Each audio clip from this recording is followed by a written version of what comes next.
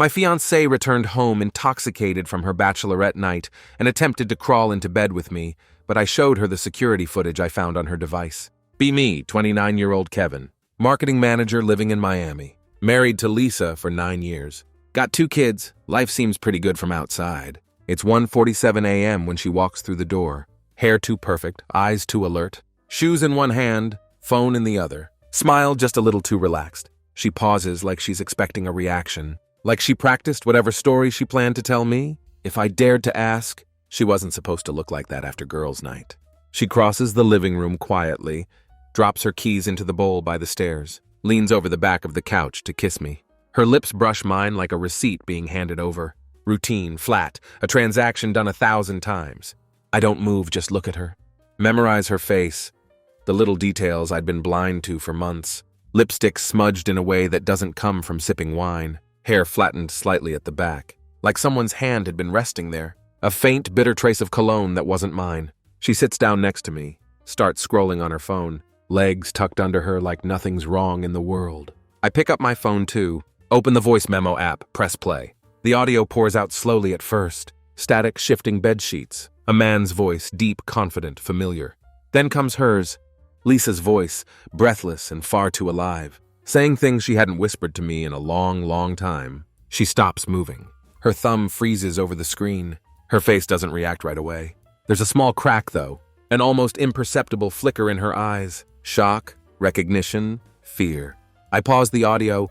She blinks once, twice, then narrows her eyes like she's trying to calculate the safest lie to tell. "Are you spying on me now?" she says, not even trying to hide the venom behind her voice. I don't answer. I stare, watch her like a man watches the last seconds before a dam breaks. She stands up, starts pacing, muttering to herself. I catch invasion of privacy and you're sick, and a few other jabs designed to turn the target around. Old tricks, gaslight, deflect, attack. She has a whole toolbox of them. I've seen every tool before, but this isn't like the other times. This isn't just forgotten birthdays or nights out that ran too long. This is betrayal recorded, time-stamped, and echoing through the walls of the house I bought. The house I built for her, for us, for our kids. Her pacing stops. She turns sharply and points at me. It meant nothing. I laugh. She hates when I laugh like that. She used to tell me it scared her, because it sounded hollow, like something was broken inside. Maybe she was right. Maybe something was broken. Maybe it cracked the moment I realized the man in that recording, Tyler, was the same guy who helped carry our new washer into the garage just last month. The same guy who smiled at me with his stupid, trustworthy teeth and said, "You're lucky, man. Lisa is a catch." I lean back, look at her like I don't know her. Because I don't. Not anymore. She wasn't the woman I married. She was something else now. Something colder, hungrier. "I know about the hotel," I say quietly. Her face drains of color. Just like that, I have her. You think that was the only recording? She doesn't speak because she knows. She sits back down slowly, like someone taking a seat at their own funeral, and I let the silence grow teeth. She stays silent for exactly 23 seconds.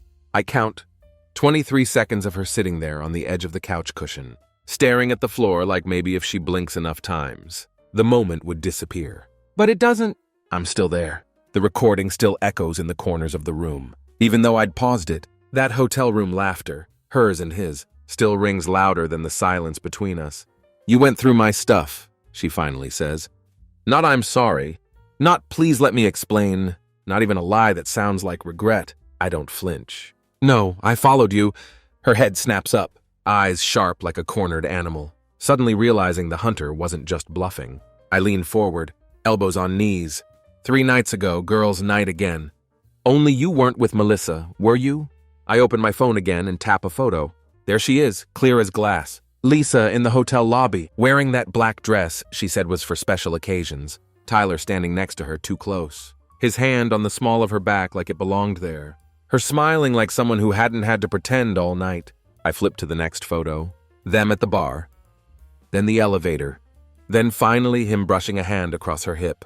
As she slides the key card into room 312, she stares at the screen, doesn't blink, doesn't speak. Then slowly the performance begins. Her voice drops an octave, softer now. Meant to manipulate. It wasn't supposed to happen like that.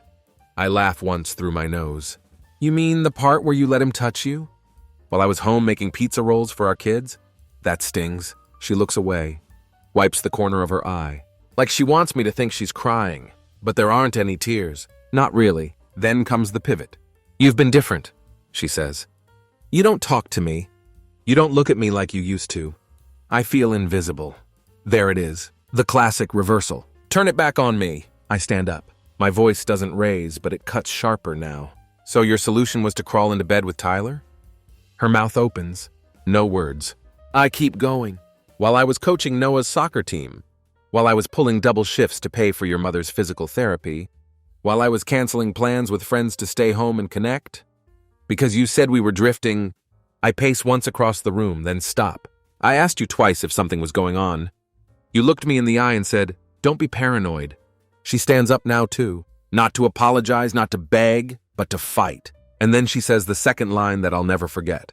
Well, maybe if you weren't so boring, I wouldn't have needed to look elsewhere. I stare at her. My jaw clenches so hard it feels like something cracked in the hinge. That was it? The moment everything inside me went still. The kind of stillness that only comes when something shatters beyond repair. And she knows it. She sees it in my face. The light go out, the gravity shift. And suddenly, for the first time that night, she looks scared. She steps back just one step.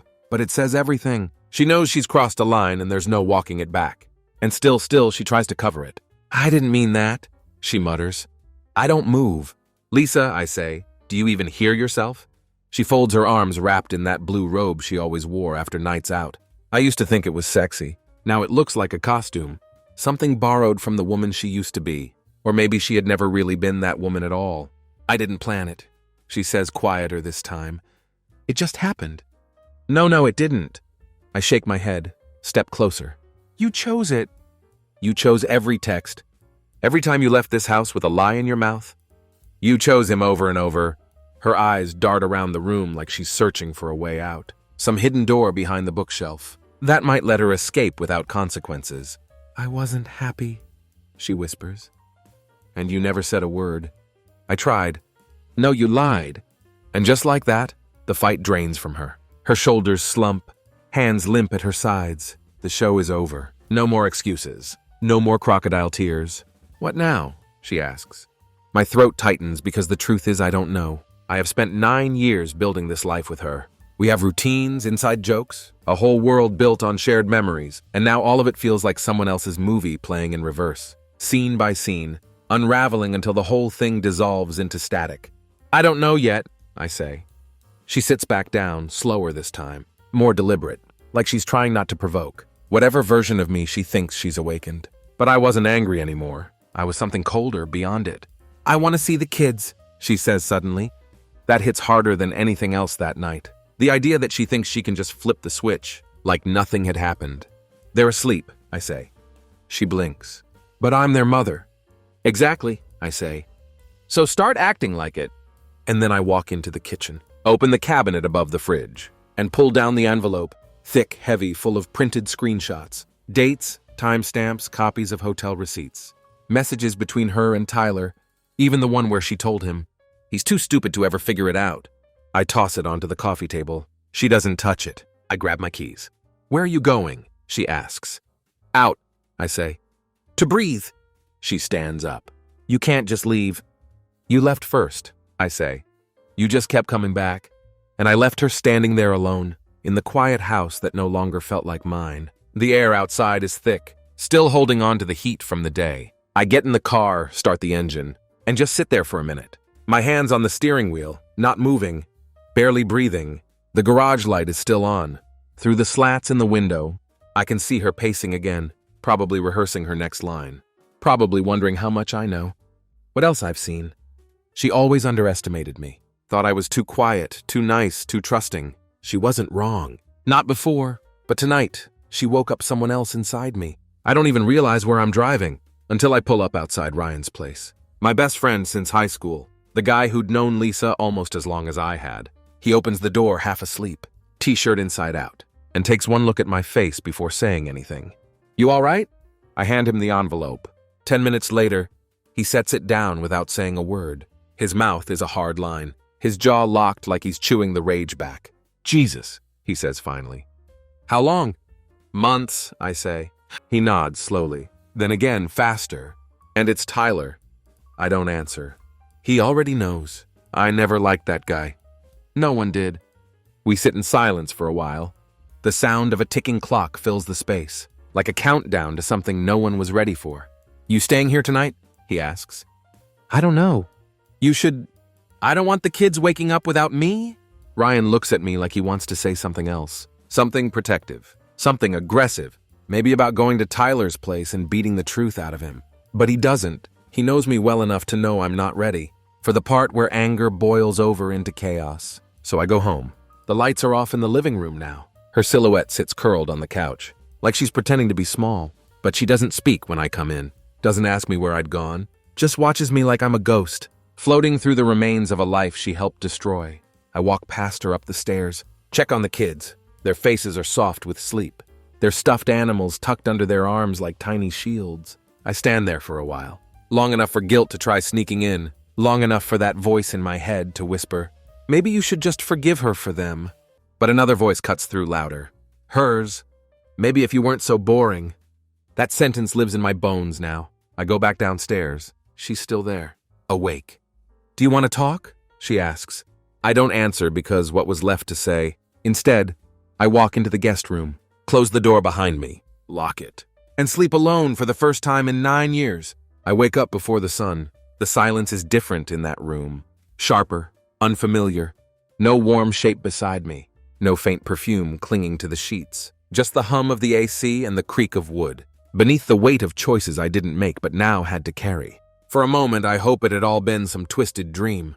That I'd open the door, walk back into our room, and find Lisa curled up under the covers, mumbling half-asleep nonsense like she used to. But I know better. I sit on the edge of the bed for a long time, hands hanging between my knees, staring at the floor like it could give me answers. Then I hear the knock. Soft, hesitant. I open the door. There she stands, robe still on, arms crossed tight against her chest. She looks different now. Less composed, more real, or maybe just exposed. The armor has cracks. I didn't sleep, she says. I don't respond. She shifts. Can we talk before the kids get up? So we sit at the kitchen table, 2 feet apart. Same table where we'd planned birthday parties, signed permission slips, argued about bills. Now it's a battleground. Neutral ground maybe, but tense. I don't know what to say, she begins. Try the truth. She flinches. I'm not in love with him, she says. That doesn't help. I never stopped loving you. I look at her hard. You sure had a funny way of showing it? Tears well, but I don't trust them anymore. I'd seen her cry after texting him goodnight once. Saw it on the phone bill. Tears mean nothing now. I was lonely, she whispers. I needed to feel something again. You could have said that. You could have screamed it. I would have listened. I didn't think you would. That makes me pause, because somewhere buried under the betrayal was that version of us, the one where she felt unheard and I felt unneeded, and neither of us said it out loud. 1,000 unspoken things piling up in the quiet, but she still chose to go to him. She still let him into her life. She reaches across the table, her fingers brushing mine. I want to fix this. And for a split second, I feel the tug of history, of vows, of the weight of 2 children sleeping upstairs. But then I remember the envelope. The hotel? Her laugh echoing through my phone. I don't know if it can be fixed, I say. Silence. She sits back. Something in her eyes changes again, like a door slamming shut, like she's already building her own version of the story, where she's the victim. So that's it, she says. You're giving up? No, I say. You already did. I'm just facing it. She stands up without another word and walks out of the room. And for the first time in years, I don't follow her. By mid-morning, the kids are up. Noah bursts into the kitchen, half awake, dragging his stuffed tiger by the leg. Dad, where's Mom? He asks, rubbing one eye. I freeze. She's upstairs, no doubt, scrolling through messages, deleting what she can, trying to regain control before the fallout finishes collapsing everything around her. But to him, she's still just Mom. Pancake flipping, hug giving, bedtime story reading Mom. She's getting ready, I say. Want pancakes? His face lights up like it's Christmas. With the whipped cream? Yeah, buddy. With the works? We sit at the table and for 10 precious minutes, I live in a version of my life that still works. Pancakes, giggles, maple syrup fingerprints on the counter. He asks if we can build a fort later. I say yes. I don't know if I'll be in this house next week, but today he deserves normal. Lisa finally comes downstairs, dressed like nothing had happened. Jeans, hoodie, hair tied up. She avoids eye contact and moves like a stranger. In someone else's kitchen, I watch her pour coffee. Hear the spoon clink against the mug. Watch how she doesn't ask me how I slept. The quiet between us is loaded, but the kids can't see it yet. They still talk over each other about cartoons, and which dinosaur could beat up which, and I let them. At 11:03 a.m., Lisa pulls me aside. We need to figure out what we're doing. I laugh once under my breath. Funny, that's exactly what I said 6 months ago. You just didn't hear me. She doesn't argue. She looks at the floor like she can't bear to look me in the face again. Then she says it. I already told Tyler it's over.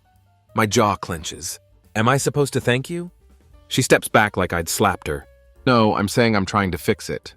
But there was no fixing a house that burned from the inside. You might salvage a frame, but the walls always remember the fire. I tell her the truth. I've started seeing a lawyer. She blinks hard. Are you serious? Dead. Her arms fold defensive again. So that's it?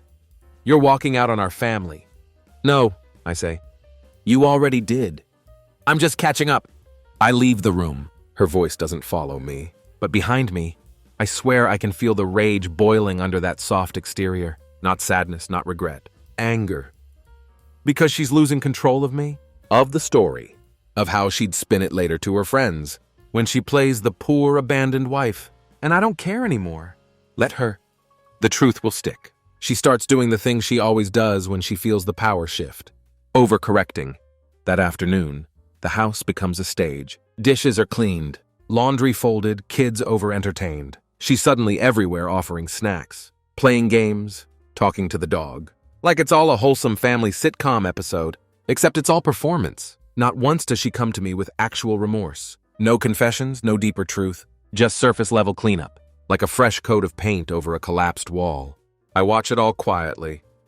The kids don't notice, of course.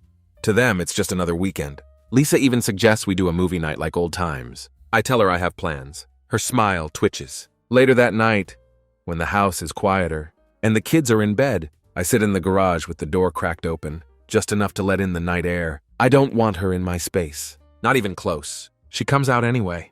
Can we at least talk like adults? She asks. I don't answer. She takes it as permission.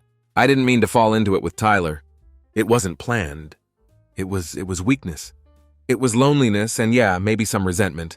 She pauses like she expects sympathy. I stay silent. She keeps going. You don't touch me anymore. You barely look at me. It felt like you stopped choosing me. I finally look up. No, I stopped chasing someone who was already gone. That hits. She flinches. Her lips part, but no words come out. I continue. You think because I didn't blow up? Because I didn't scream? That I don't feel anything? That I just checked out? You don't get it. I was still in it. I was still holding this thing together. While you were out rehearsing how to say his name without stuttering. Silence stretches. I end it, she whispered. No, Lisa, I did. The second I heard you call him baby in my house. The second I realized that voice you used on him. That's the one you haven't used with me in years. Her jaw tightens. You think I didn't notice how you changed? The way you got colder after your phone buzzed. The way you'd shower before girls' night instead of after. You don't hide things well, Lisa. You just think I'm too slow to catch on. Then she snaps. Fine. You want to make me the villain? Go ahead. But I wasn't the only one asleep at the wheel.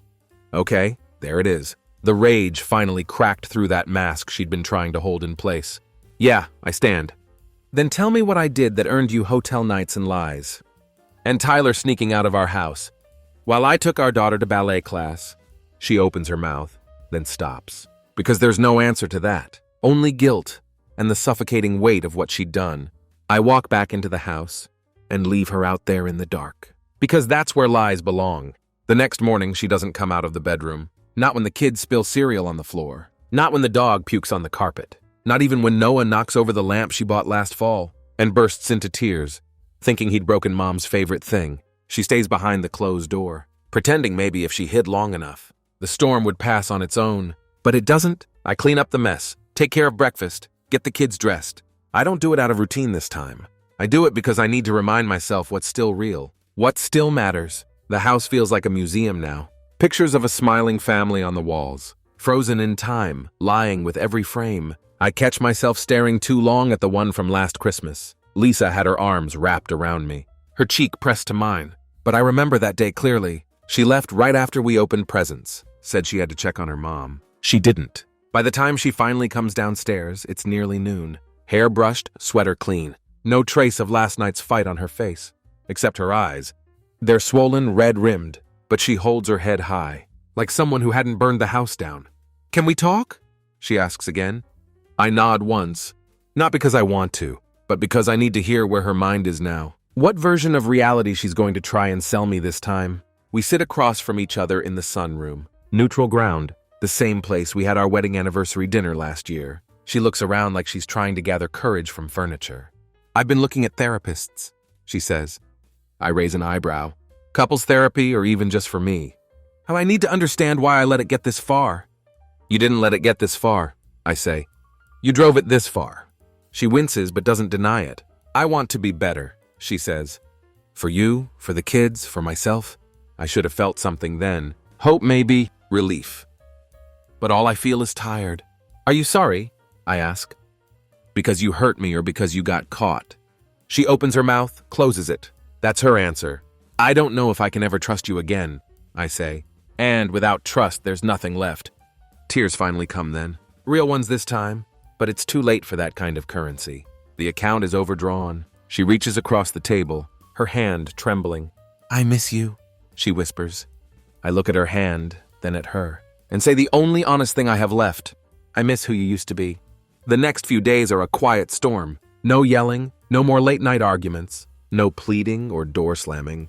Just a cold, calculated stillness between us, like two people orbiting the ruins of the same burning building, pretending not to notice the smoke. We function like business partners, efficient, detached. We rotate childcare, make dinner in silence, hand off routines like employees changing shifts. The kids notice. Noah asks me that night, "Why does mommy smile only when we're looking?" I don't have an answer. I just kiss his forehead and tell him he doesn't have to worry about anything. But inside, I know he already is. And then Sunday comes. Lisa comes into the living room that morning holding her phone. Expression unreadable. Her thumb is shaking as it hovers over the screen. She looks at me like she's choosing between a grenade and a confession. "I need to tell you something," she says. I don't say anything. She holds out the phone. It's a screenshot, a message. Tyler again. "I miss your mouth. You sure he doesn't suspect anything?" Dated 2 weeks before I played the recording. I look at her. She's pale, almost gray, her breath shaky. "I didn't end it when I said I did," she says. "I told you I did, but I didn't." I blink. Just once. Don't even flinch. There it is. The second betrayal. The one after the so-called remorse. The one that proves she hadn't just slipped. She dove. "You lied again," I say. "After all of this, after I gave you a chance to be honest. You lied again." Her voice cracks. "I didn't want to lose you." "You already did." And then I stand up, this time without hesitation. "You need to leave," I say. She freezes. "What?" "I'm not doing this anymore. The therapy talk, the fake rebuilding, the pretending. I'm done. We have kids. I'll never take them from you. But this house, this relationship, it's over." She staggers back like I'd hit her, and for a second, I see it. Not just fear, not sadness, panic. Not because she lost me, but because she lost control. Because now I'm the one walking away. "You don't get to do this," she whispers. "You're just going to throw away everything we've built." "You already did," I say, grabbing my coat. "I'm just not standing in the ashes anymore." I leave her there. No yelling, no parting shots. Just the sound of a door closing behind the final lie. "Then you shouldn't have let me go." I drive. No destination, no music. Just the hum of the engine and the buzz in my chest that won't shut off. 1,000 emotions clawing for space. Grief, fury, disbelief. And beneath it all, this unfamiliar sense of clarity. Because for the first time in months, maybe years, I feel like I can actually breathe. The fog has lifted. There's no more pretending, no more doubt. Lisa has played her final card. And it wasn't remorse. It was control.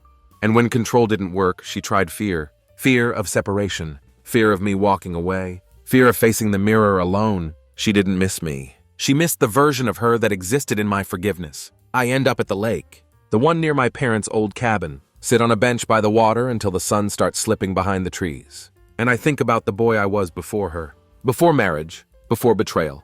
He would have hated this version of me. So cautious, so tired, so bent. But he would have been proud too, because I didn't stay. When I get back, the house is quiet. She's packing. I don't help. I don't speak. She walks past me with a box in her arms, pausing by the door like she wants a moment. A final scene, maybe some poetic closure. But I give her nothing. Not out of cruelty, out of necessity. She leaves. No dramatic exit, no last-minute apology, just the sound of her car pulling away. I walk upstairs and check on the kids. They're asleep, peaceful, oblivious. I sit on the floor beside their door and let it all hit me. 9 years gone. Not in one moment, but in 1,000 cracks she thought I'd never notice. And now here I am, alone but free, broken but honest. And somewhere in that wreckage, I find something I hadn't felt in a long time. A beginning. Monday comes like any other. Alarm at 6:30, toast in the kitchen. Kids arguing about who gets to brush their teeth first. But this time, there's no shadow in the hallway. No sudden tension in the room when footsteps come down the stairs. Lisa is gone. Not just physically gone. The poison has been cut out, and what's left behind isn't grief.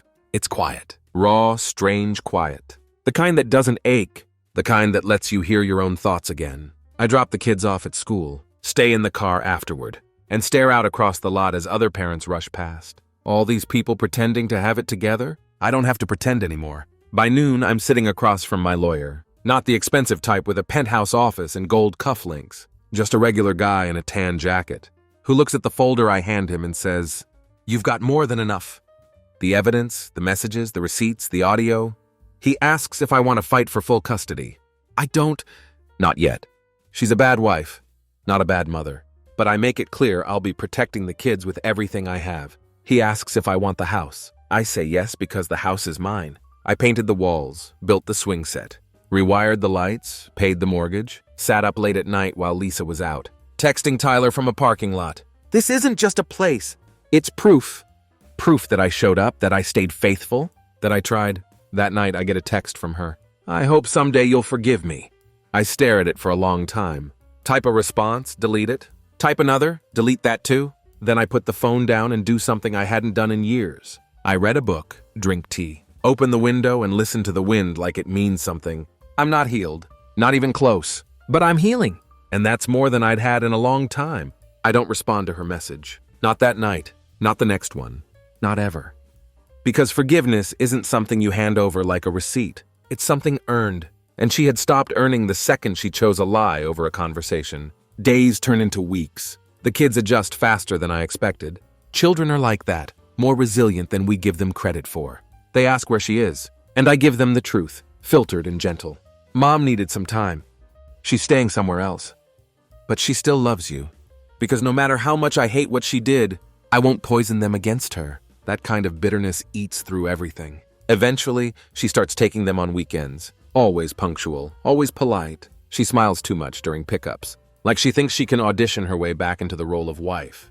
But she doesn't ask to talk again. Because she knows the door is closed. I focus on rebuilding.